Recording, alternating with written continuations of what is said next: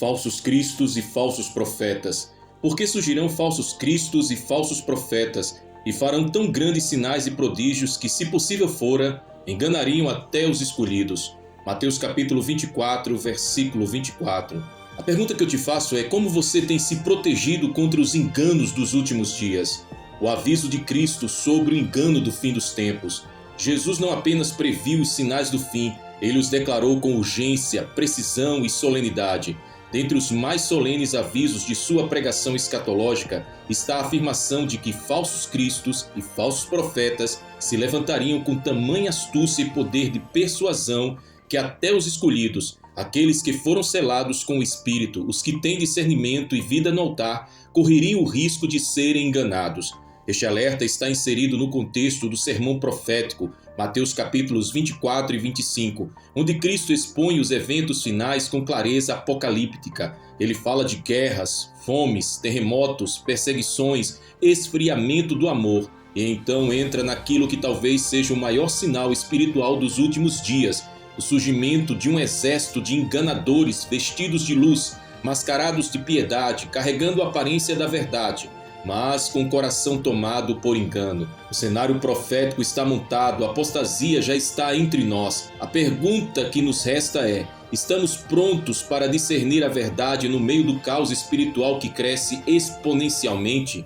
A era da multiplicação dos enganadores. Vivemos numa geração onde há uma explosão de espiritualidade superficial, uma espiritualidade sem cruz, sem renúncia, sem arrependimento. Nunca antes houve tantos profetas, apóstolos, mestres, visionários, ungidos, influencers espirituais, mas a grande maioria não carrega o espírito da verdade, e sim o espírito do engano, sinais sem cruz. Esses falsos operam sinais, fazem prodígios, trazem revelações que encantam, profetizam bênçãos, riquezas, cura, portas abertas, mas evitam falar de arrependimento, santidade, juízo, inferno e a volta de Jesus. Os sinais existem, mas não apontam para a cruz. Discursos encantadores, mas envenenados. Eles falam como cordeiros, mas o coração está envenenado. Suas palavras têm um véu de doçura, mas promovem a exaltação humana, a egolatria, a teologia do conforto. São peritos em manipular emoções, confundindo sentimentalismo com o mover do Espírito. O anticristo já está em operação. A Bíblia diz que o espírito do anticristo já opera no mundo. 1 João capítulo 4, versículo 3. Ele prepara o caminho para o homem da perdição através da disseminação do engano.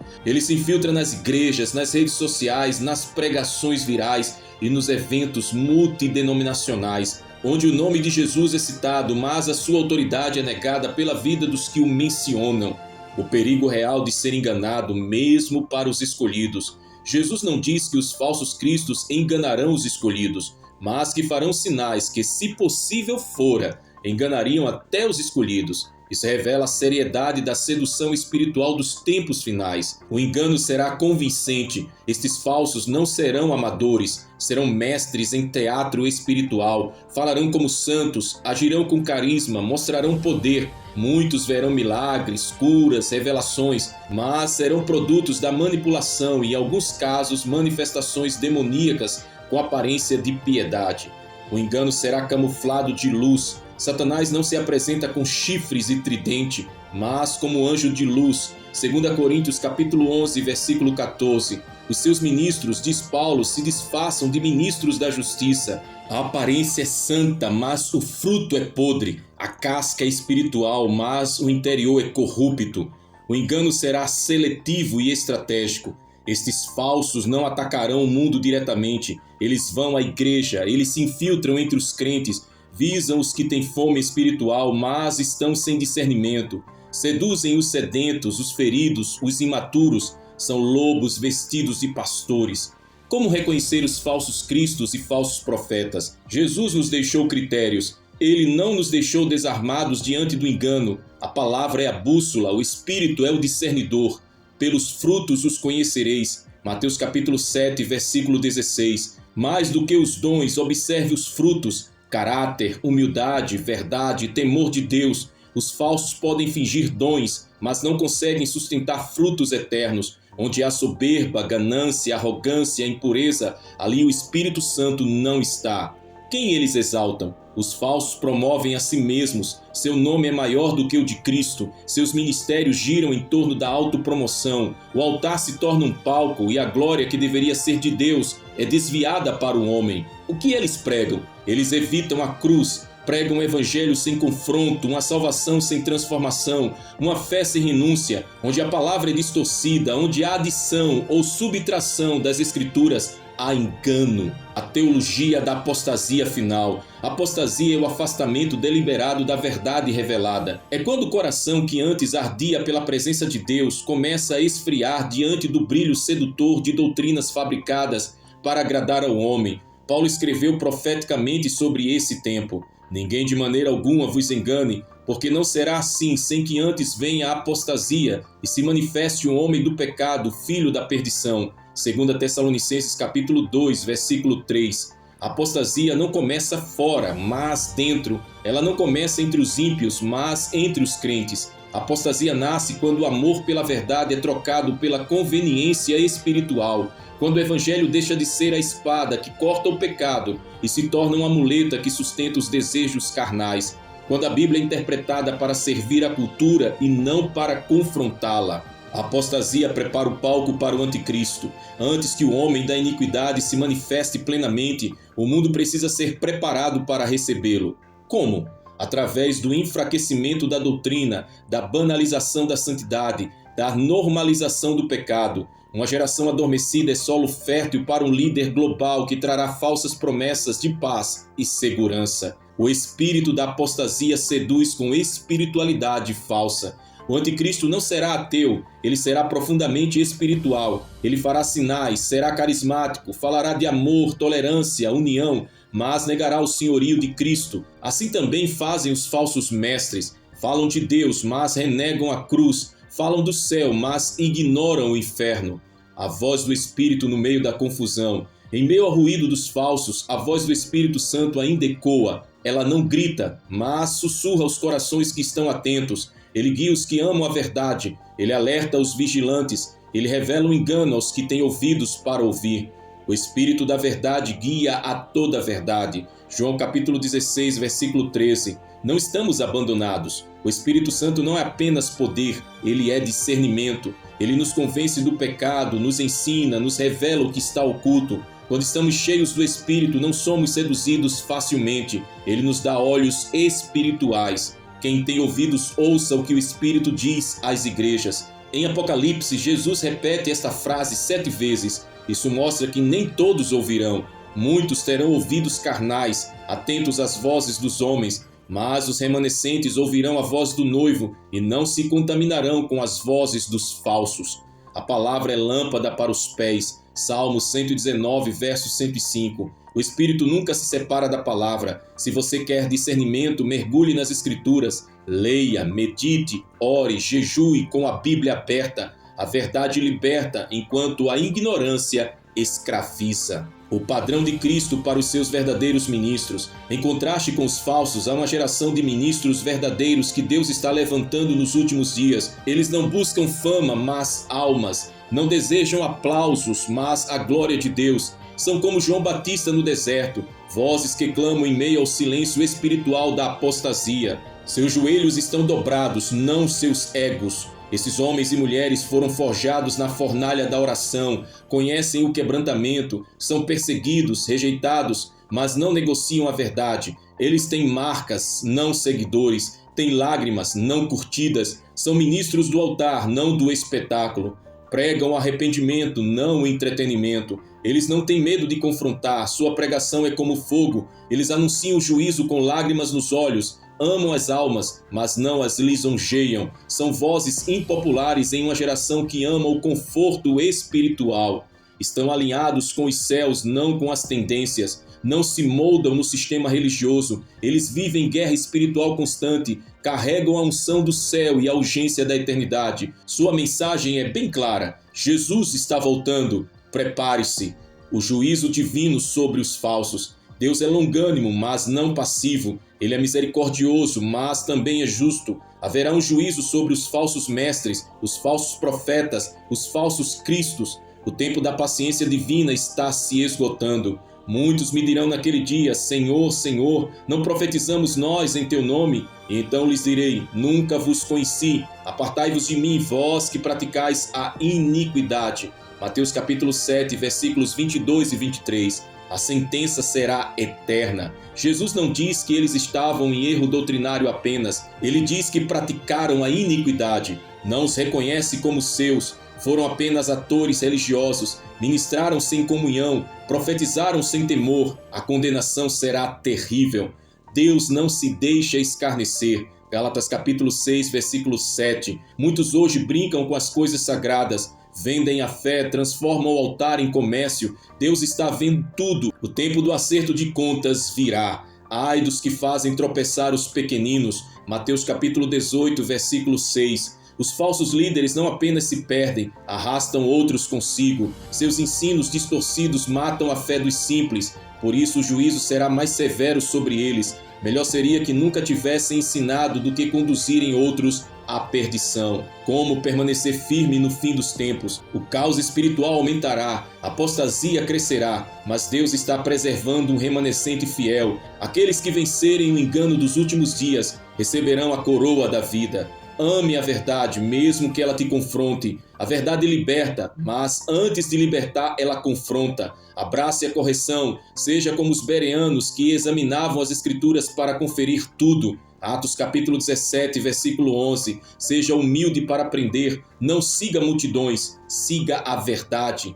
Tenha vida de oração e jejum. Sem vida no altar não há discernimento. O jejum mortifica a carne. A oração abre os céus. A vigilância espiritual só é possível quando o homem interior está forte. Desperte a sua vida secreta com Deus. Firme-se na palavra e não em revelações humanas. Há muita revelação sendo propagada hoje, mas poucas são baseadas na palavra. Muitos vivem de profecias, visões e experiências místicas. Cuidado, tudo deve ser julgado pela Escritura. Fora disso, é engano. Ande com quem ama a verdade. As más conversações corrompem os bons costumes. Fuja de círculos espiritualmente tóxicos. Busque comunhão com os que têm temor de Deus. Seja discipulado por quem tem caráter, não por quem tem fama.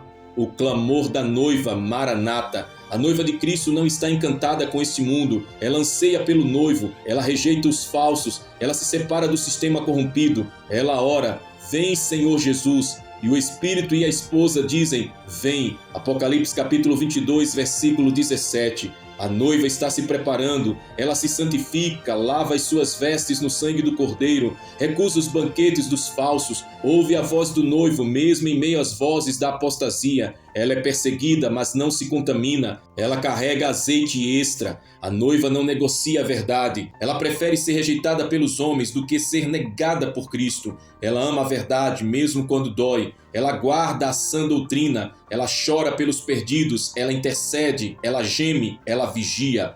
A noiva será arrebatada. Enquanto muitos serão deixados, a noiva será levada. Ela será tirada antes da manifestação plena do juízo. O arrebatamento será o maior choque para os falsos. Muitos que profetizaram em seu nome serão deixados, mas a noiva subirá. O que você fará diante desse alerta? Estamos vivendo os últimos minutos da história da humanidade como conhecemos. O palco está pronto, os atores estão em cena, a igreja está dividida entre o joio e o trigo, entre a noiva e a prostituta espiritual, entre os verdadeiros e os falsos. A pergunta não é apenas se existem falsos cristos e falsos profetas, isso já está claro. A pergunta é: você será enganado por eles ou permanecerá fiel a Cristo até o fim? A noiva se prepara para o noivo. Regozijemo-nos e alegremo-nos e demos-lhe glória, porque vindas são as bodas do Cordeiro e já a sua esposa se aprontou. Apocalipse capítulo 19, versículo 7.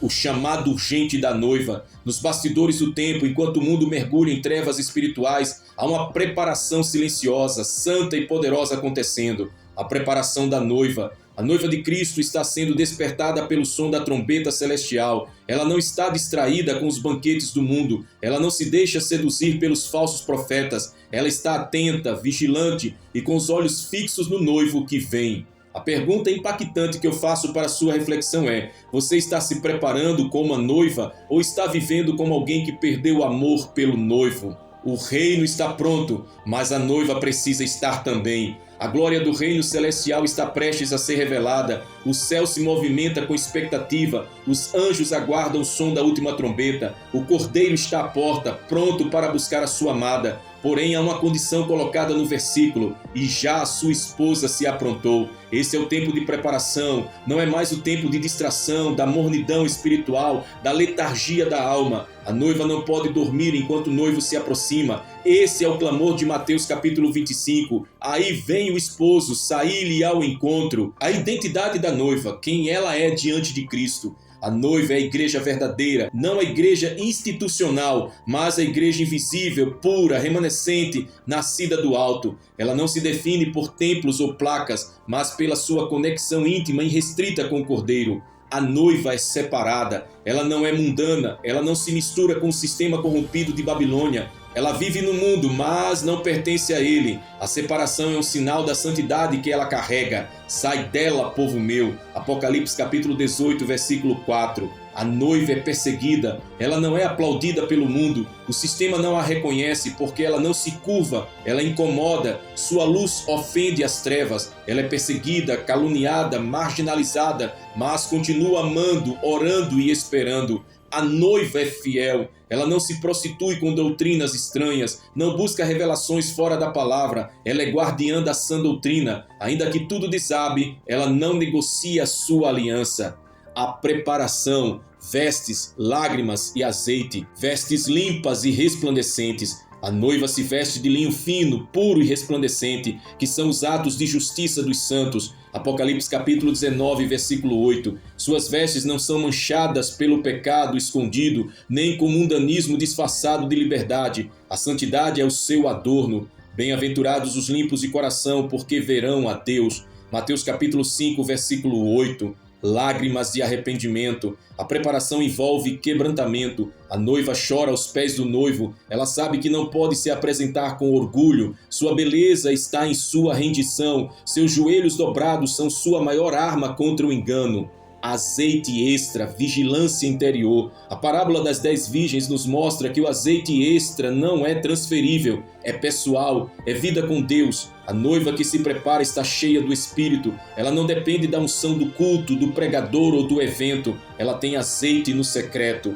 Os sinais que anunciam a chegada do noivo. A Bíblia nos mostra que antes das bodas haveria sinais visíveis que apontariam para a iminente vinda do noivo. Esses sinais estão todos ao nosso redor. A apostasia global, falsas doutrinas, líderes corrompidos, heresias ganhando espaço nos púlpitos, a Bíblia sendo relativizada. Isso não é casual, é profético. Estamos no tempo da grande apostasia, conforme 2 Tessalonicenses capítulo 2, guerras, pandemias e catástrofes. Jesus disse: haverá guerras, fomes, pestes e terremotos em vários lugares. Mateus capítulo 24. Tudo isso já está acontecendo em escala global. A terra geme, a criação clama, o relógio profético está avançando. Israel como relógio de Deus, a restauração de Israel em 1948, a movimentação global contra Jerusalém, os tratados de paz, tudo aponta para o cumprimento das profecias. Israel é o ponteiro do relógio de Deus. A frieza do amor, o amor de muitos se esfriará. Famílias divididas, a fé sendo substituída pelo ceticismo, as pessoas se tornam amantes de si mesmas, irreverentes, rebeldes. A geração do fim é a geração do ego inflado e do coração endurecido. O chamado à santidade em tempos de corrupção. Segui a paz com todos e a santificação, sem a qual ninguém verá o Senhor. Hebreus capítulo 12, versículo 14. Santidade não é religiosidade, é separação, é pertencimento exclusivo. A noiva se santifica não por obrigação, mas por amor. Ela quer agradar o noivo, ela vive para ele, ela cuida da sua vida interior, ela odeia o pecado porque ama a Deus. Santidade nos pensamentos. A noiva filtra seus pensamentos, não consome qualquer conteúdo, não se engana, não se entrega à lascívia. Ela busca a mente de Cristo. Santidade nas palavras. Suas palavras são temperadas com graça. Ela não amaldiçoa, não murmura, não fere. Sua boca é fonte de edificação. Santidade no corpo. Ela entende que seu corpo é templo do Espírito Santo. Não vive segundo a carne, não se entrega à imoralidade. Ela é pura no altar. A noiva e o Espírito clamam juntos: vem. E o Espírito e a esposa dizem, vem. Apocalipse capítulo 22, versículo 17. Este clamor é o som mais poderoso da terra hoje. A verdadeira noiva está unida ao Espírito. Sua oração não é egoísta. Seu anseio maior não é prosperidade, é a volta de Cristo. O clamor é constante, ela clama de dia e de noite, ela geme em oração, ela chora pelos perdidos, ela suspira pela glória do noivo. O clamor é coletivo, não é apenas individual, há um mover de remanescentes em todas as nações, um exército invisível que está em preparação. O Espírito está soprando em toda a terra. O grande dia das bodas do Cordeiro. Bem-aventurados aqueles que são chamados à ceia das bodas do Cordeiro. Apocalipse capítulo 19, versículo 9. Esse dia será glorioso, a terra tremerá, os céus se abrirão e a noiva será arrebatada. Não haverá mais dor, nem lágrimas, nem perseguição. Ela será unida ao noivo eternamente. O céu em festa. Anjos, arcanjos, miríades celestiais se regozijarão. O universo verá a consumação do plano redentor. A cruz terá seu pleno fruto. A eternidade começará. A noiva glorificada, ela receberá novas vestes, nova identidade, novo nome. Ela será revestida de imortalidade. Nenhuma mancha, nenhuma lágrima, nenhum peso da terra. O destino dos que não se prepararam. Enquanto a noiva sobe, muitos ficarão. A parábola das virgens mostra isso com clareza. As loucas baterão na porta, mas ouvirão: não vos conheço. Os que desprezaram o azeite. Muitos viveram da aparência. Tinham lâmpadas, mas sem azeite. Tinham ministério, mas não intimidade. Tinham fama, mas não fruto. Serão deixados para trás. Os que zombaram do convite, outros simplesmente ignoraram o chamado, amaram mais o mundo, viviam como se Cristo nunca fosse voltar. Estes lamentarão, mas será tarde demais. O chamado final à igreja nesses últimos dias. O Espírito Santo está soprando, os céus estão em movimento, as profecias estão se cumprindo. O tempo é agora, o chamado é urgente. Prepare-se, ó noiva, o noivo está vindo. Não é tempo de distração, de entretenimento, de superficialidade. É tempo de lágrimas no altar, de azeite no vaso, de vestes limpas, de coração quebrantado. Você está se aprontando? Jesus virá. Esse dia será como um ladrão no meio da noite. Não haverá tempo para improvisar. Ou você está preparado ou será deixado. Ou está com azeite ou ficará em trevas. A noiva está se preparando. Você faz parte dela. O corpo incorruptível, no momento, no abrir e fechar de olhos, o som da última trombeta, pois a trombeta soará, os mortos ressuscitarão incorruptíveis e nós seremos transformados. 1 Coríntios capítulo 15, versículo 52. Um destino glorioso nos espera. Vivemos em um mundo onde tudo se desgasta, tudo envelhece, tudo morre. O corpo humano, por mais belo, forte e saudável que seja, é marcado pela corrupção da carne. As rugas, as enfermidades, a decadência natural da existência é um lembrete gritante de que algo em nós clama por redenção. E essa redenção não é apenas espiritual, mas também física. É a promessa de um corpo incorruptível. A mensagem da ressurreição não é apenas o consolo para a alma, é a declaração profética de um futuro glorioso que se aproxima. Um futuro onde cada servo fiel será revestido de imortalidade. Um futuro onde o pecado não mais nos tocará, onde a morte será tragada pela vitória. Se a trombeta soasse hoje, você estaria preparado para ser transformado? A corrupção do corpo presente. O apóstolo Paulo é enfático: a carne e o sangue não podem herdar o reino de Deus, nem a corrupção herdar a incorrupção. 1 Coríntios capítulo 15, versículo 50. Isso revela uma verdade profunda. Nosso corpo atual, sujeito à decadência, não está habilitado para a eternidade. A limitação da carne. Desde a queda de Adão, o corpo humano tornou-se um receptáculo de fraquezas. Somos limitados pela dor, pela doença, pelo cansaço, pelo pecado. A carne guerreia contra o espírito, Gálatas capítulo 5, versículo 17, e precisa ser crucificada diariamente. O grito da criação. A própria criação geme aguardando a redenção dos filhos de Deus. Romanos capítulo 8, versículos 22 e 23. Há um clamor silencioso no universo por essa transformação. Tudo aponta para um momento onde a corrupção cederá lugar à glória. O mistério da transformação. Paulo chama essa revelação de um mistério, algo que estava oculto, mas agora é revelado. Nem todos dormiremos, mas todos seremos transformados. 1 Coríntios capítulo 15, versículo 51. O arrebatamento será a manifestação gloriosa desse mistério divino. no momento. A palavra usada é átomo, a menor fração de tempo. Em um instante, sem aviso, sem preparação de última hora, seremos transformados. Não haverá tempo para arrependimento tardio. Ou estamos prontos ou ficaremos. Essa trombeta não é qualquer som, é o chamado final, o eco da eternidade. Ela será ouvida apenas pelos que têm os ouvidos espirituais abertos. É a convocação do rei para o encontro com a sua noiva. O corpo glorificado, características e glória. Incorruptibilidade. O novo corpo será imune à dor, ao tempo, ao pecado, à morte. Será perfeito, eterno, puro. Nunca mais haverá luto, nem choro, nem clamor, nem dor. Apocalipse capítulo 21, versículo 4. Imortalidade. O corpo será revestido de imortalidade. Viveremos eternamente na presença de Deus. A morte não terá mais domínio sobre nós. O último inimigo será destruído. Semelhança com o corpo de Cristo. Assim como ele ressuscitou em glória, também nós seremos como ele. 1 João capítulo 3, versículo 2. Poderemos transitar entre dimensões, sem limitação do espaço ou da matéria. Teremos um corpo celestial. Aleluia! A vitória sobre a morte. Onde está, ó morte, a tua vitória? Onde está, ó morte, o teu aguilhão? 1 Coríntios capítulo 15, versículo 55. A morte é o maior medo do ser humano, mas para o crente ela não é o fim, é apenas uma ponte para a glória. No arrebatamento a morte será tragada, os mortos em Cristo ressuscitarão primeiro, e nós, os vivos, seremos transformados. A certeza da ressurreição. A ressurreição de Jesus é a garantia da nossa. Ele é as primícias. Ele venceu a morte. Sua tumba está vazia. Por isso não tememos a sepultura. Sabemos que ela não pode nos prender. O consolo da esperança. Essa é a bem-aventurada esperança da igreja. Tito capítulo 2, versículo 13. Enquanto o mundo teme o fim, nós aguardamos o começo. O toque da trombeta não será terror para os santos, mas alívio.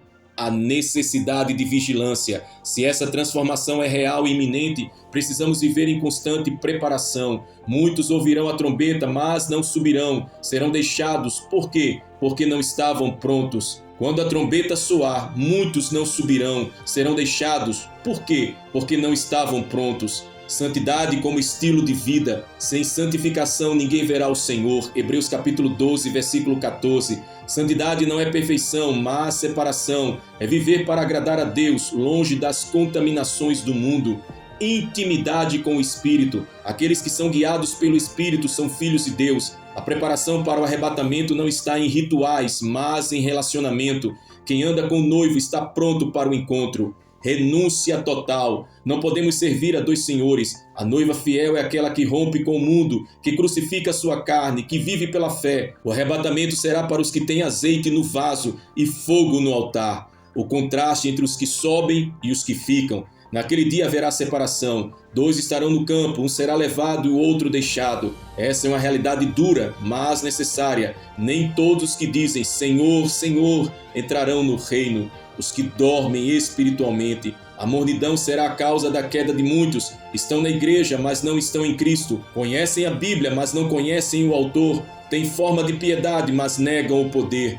Os que vivem em santidade, estes serão arrebatados. Eles não são perfeitos, mas são íntegros. Estão lavados no sangue, vigilantes, apaixonados pelo noivo. Vivem com os olhos no céu e os pés no altar. O clamor escatológico da igreja. E o Espírito e a esposa dizem, vem. Apocalipse capítulo 22, versículo 17. Este é o brado dos últimos dias. A igreja verdadeira está em agonia. O Espírito clama dentro de nós. O desejo do céu pulsa em nosso peito. Não queremos mais esse mundo. Queremos o noivo. Avivamento escatológico. Deus está despertando o remanescente, um povo que ora, jejua, busca, clama, se santifica. Esse povo será arrebatado. Eles são a voz profética da última hora. O Espírito nos prepara. Não estamos sozinhos. O Espírito nos santifica, nos guia, nos consola. Ele é o selo da nossa redenção. Ele nos transforma de glória em glória. Ele nos veste de noiva. Maranata. Jesus vem. O noivo vem, a trombeta está prestes a soar, os sinais estão por toda parte, a noiva precisa estar pronta, o corpo incorruptível nos aguarda. Portanto, meus amados irmãos, sede firmes e constantes, sempre abundantes na obra do Senhor, sabendo que no Senhor o vosso trabalho não é vão. 1 Coríntios capítulo 15, versículo 58. Viva com os olhos no céu, caminhe em santidade, ame com intensidade, pregue com urgência, a última trombeta soará e nós seremos transformados. Aleluia! Você está preparado para receber o corpo incorruptível? Maranata! Ora vem, Senhor Jesus. Quero te convidar neste momento a fazer essa oração ao Senhor. Ó Deus da vida, Tu que sopraste em nossas narinas o fôlego da existência, nós reconhecemos que em Ti está a fonte da verdadeira imortalidade. Em Ti não há sombra de mudança, não há fraqueza, não há corrupção. Tu és santo, eterno, justo, poderoso e fiel, e em Ti, por meio de Jesus Cristo, recebemos a promessa gloriosa. Seremos transformados no abrir e fechar de olhos quando soar a última trombeta. Pai, nós clamamos agora pela Tua presença manifesta, que esse lugar onde oramos se torne um altar de glória, que os céus se abram sobre nós, que haja um derramar do Teu Espírito, que os nossos ossos ressequidos voltem a viver, que os nossos corações endurecidos sejam tocados pela brasa viva do Teu altar. Tira, Senhor, todo o peso do pecado, toda apatia espiritual, toda a frieza da alma. Desperta-nos do sono da indiferença, desperta-nos da mornidão, acende em nós a chama da eternidade, o fogo da esperança viva, a paixão ardente pela volta do Cordeiro de Deus que tira o pecado do mundo. Senhor Jesus, Tu és a ressurreição e a vida. Tu disseste a Marta, aquele que crê em mim, ainda que esteja morto, viverá. E hoje declaramos, nós cremos. Cremos na Tua ressurreição, cremos na Tua vitória sobre a morte, cremos na promessa da vida eterna, cremos na Tua volta gloriosa como Rei dos Reis e Senhor dos Senhores. Sopra sobre nós, Espírito Santo, visita cada coração que ora neste momento, visita os Teus filhos em cada nação, visita os lares, os enfermos, os cansados, os abatidos, os que choram, os que foram feridos pela dor da morte, e transforma esse choro em esperança, transforma esse lamento em cântico de vitória, porque a morte já foi vencida, e se fomos plantados com Cristo na semelhança da sua morte, também seremos participantes da sua ressurreição. Aleluia! Glorifica-te em nós, ó Senhor, marca-nos com o selo da eternidade, livra-nos da distração deste mundo, rasga os véus que nos impedem de ver com os olhos da fé, leva-nos ao lugar da rendição total, onde a carne é morta e o Espírito reina. Assim nós te louvamos e te agradecemos, crendo que quando o Senhor voltar, estaremos firmes contigo, com o Espírito Santo, e iremos morar eternamente nas mansões celestiais. Maranata, ora vem, Senhor Jesus. Oh meu Deus, nós te glorificamos e fazemos essa oração em o nome de Cristo Jesus para todo sempre. Amém. Aleluia! Se essa mensagem falou profundamente ao seu coração, se você sente que o Espírito Santo te tocou, então manifeste a sua fé agora mesmo. Escreva aqui abaixo, nos espaços dos comentários, palavras de convicção, de certeza e de esperança. Declare assim: eu recebo pela fé o corpo incorruptível. Diga: nada me separará do amor de Cristo. Declare: eu estou pronto para o soar da trombeta. Declare também: Maranata, vem, Senhor Jesus. Declare: a morte foi vencida pela vida eterna. Diga: sou da noiva que se prepara para o noivo. E diga: estou vigilante com azeite na minha lâmpada. Essas declarações têm poder. Elas profetizam o que o céu está liberando sobre a vida dos fiéis nestes últimos dias. E se você ainda não é inscrito aqui em nosso canal à volta, inscreva-se agora mesmo. Clique no botão de inscrever-se, ative o sininho das notificações para não perder nenhuma mensagem profética e compartilhe esse vídeo com o maior número de pessoas possível. Ajude-nos a espalhar esta palavra de despertamento, preparação e esperança para os dias finais. Que a graça do Senhor Jesus Cristo, o amor de Deus Pai e a comunhão do Deus Espírito Santo sejam com todos vós, hoje e para todos sempre. Amém e amém. Maranata.